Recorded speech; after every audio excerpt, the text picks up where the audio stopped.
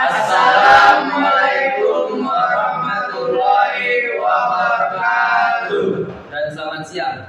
Kami dari kelompok 2 ingin mempresentasikan hasil diskusi kami tentang evolusi dan kinerja komputer. Sebelumnya, izinkan kami untuk memperkenalkan diri. Perkenalkan, nama saya Rizky Dermawan dengan NPM 22110128 sebagai moderator dan pembacaan materi generasi ketiga. Dan selanjutnya untuk teman kita yang sebelah kanan. Perkenalkan, nama saya Ahmad Koji, NPM 22110056. Saya sebagai pembaca evolusi dan kinerja komputer generasi kedua. Terima kasih. Perkenalkan, nama saya Muhammad Ramadan, NPM 22110127. Saya di sini sebagai membaca evolusi dan kinerja komputer generasi keempat. Perkenalkan, nama saya Didi Kurnia Sapera. Saya membaca evolusi dan kinerja komputer generasi pertama. Nama saya Anianti Tafunal, NPM saya 22110067 dan saya membacakan di sini evolusi dan kinerja komputer generasi keempat. Perkenalkan, nama saya Agnes Monalawa, NPM 22110163 sebagai pembaca evolusi dan kinerja komputer generasi pertama.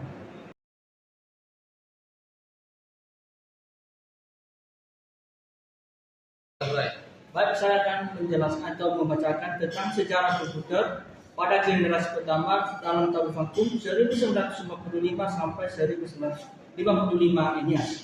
Dalam generasi ini merupakan awal pengembangan sistem di mana komputasi elektronik dan mengganti gagasan-gagasan mesin komputasi yang diperlukan oleh manusia untuk meningkatkan kemampuan komputasinya yang telah dimulai sejak mulai dari merekam dengan tumpukan batu, potongan batang, sempoan, serta cara-cara mekanis seperti mesin hitung buatan atau dalam memputasikan oleh cincin yang terdiri dari 10 buah di tabung vakum.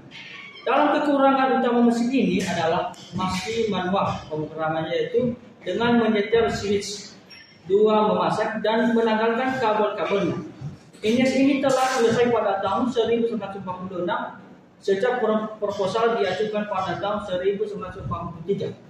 Sehingga pada tahun 1946 ini merupakan gerbang bagi zaman baru komputer pada elektronik.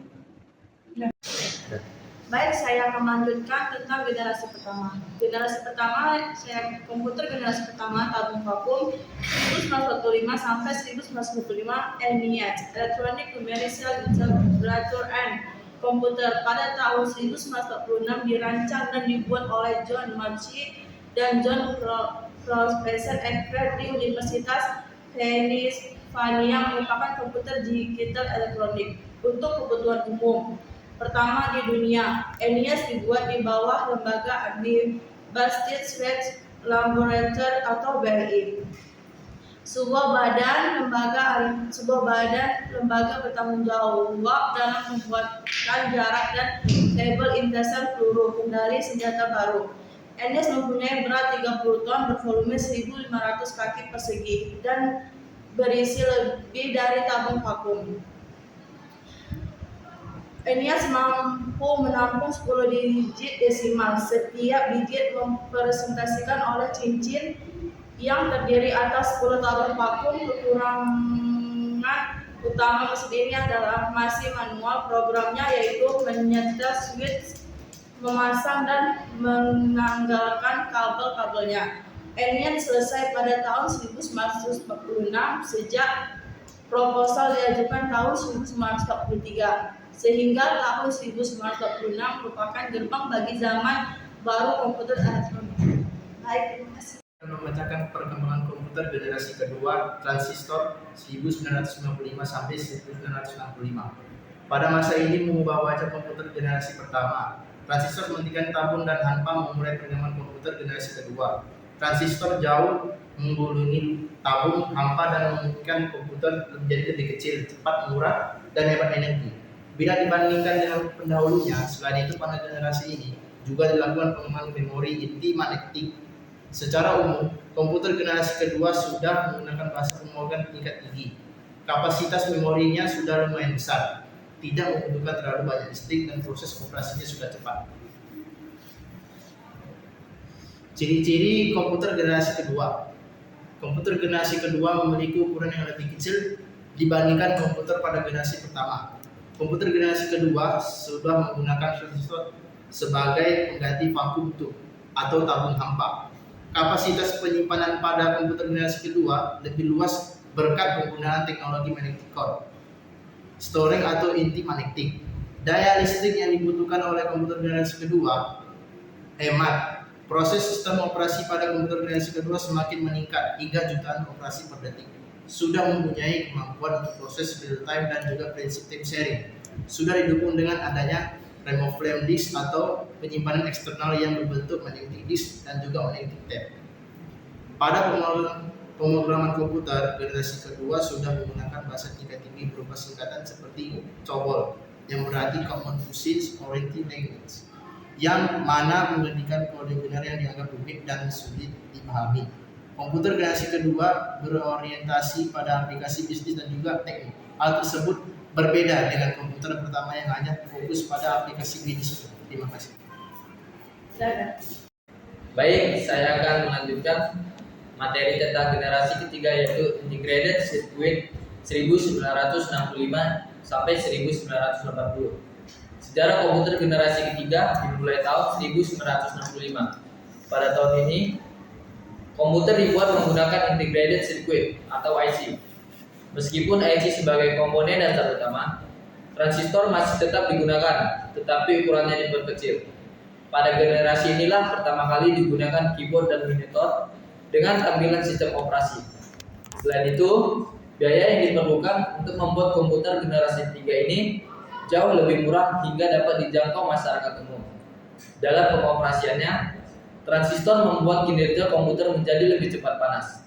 Hal ini membuat komputer generasi kedua lebih mulai ditinggalkan jika dibandingkan dengan pendahulunya. Komputer telah mengalami perubahan yang sangat besar, dari segi ukuran, daya listrik yang diperlukan, hingga daya pembuatan. Ciri-ciri komputer generasi ketiga yaitu daya listrik lebih kecil, harga terjangkau, memori lebih besar, komputer dapat melakukan multiprocessing, software meningkat, dapat terhubung dengan komputer lain, disket magnetik sebagai penyimpan eksternal, memakai visual display yang dapat mengeluarkan suara, kecepatan 10.000 kali dibandingkan dengan generasi pertama. Baik, saya akan membacakan generasi komputer keempat. Generasi komputer atau yang dikenal dengan komputer Microsoft dibuat untuk menyempurnakan komputer generasi sebelumnya. Momen komputer generasi keempat munculnya pada tahun 1971 silam. Sejarah komputer generasi keempat munculnya di komputer generasi keempat ditandai dengan munculnya mikroskop atau dikutip pada hingga awal 1970-an. Adalah salah satu prosedur bidang air ditemukan setiap tahunnya. Kedua perusahaan tersebut selalu meningkatkan jumlah air dan komponen elektronik lainnya dalam chips sikol atau tunggal saat jumlah komponen meningkatkan menjadi ribuan chip. Tersebut dimulai disebut dengan penggunaan chip komputer disebut dengan komputer generasi keempat. Penemuan Microsoft ini adalah puncak dari komputer generasi keempat. Perkembangan komputer pada generasi keempat ini sudah dapat menggunakan beberapa komponen seperti zaman sekarang, yaitu mouse, keyboard, monitor, dan komponen lainnya. Oke, terima kasih. Baik, saya di sini akan melanjutkan baca generasi komputer keempat.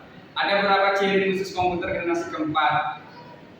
ICE lebih kompleks dari Registertas, menggunakan LC atau Larger Scale Integration yang merupakan penggabungan ribuan ICE menjadi satu chip. Dikembangkan VLC atau Very Large Scale Integration yang dapat menampung hingga ratusan ribu ICE. Menggunakan mikroprosesor dan doktor yang berbentuk chip untuk memberi komputer.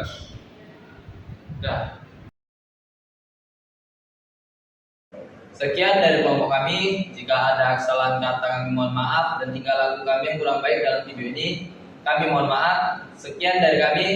Wassalamualaikum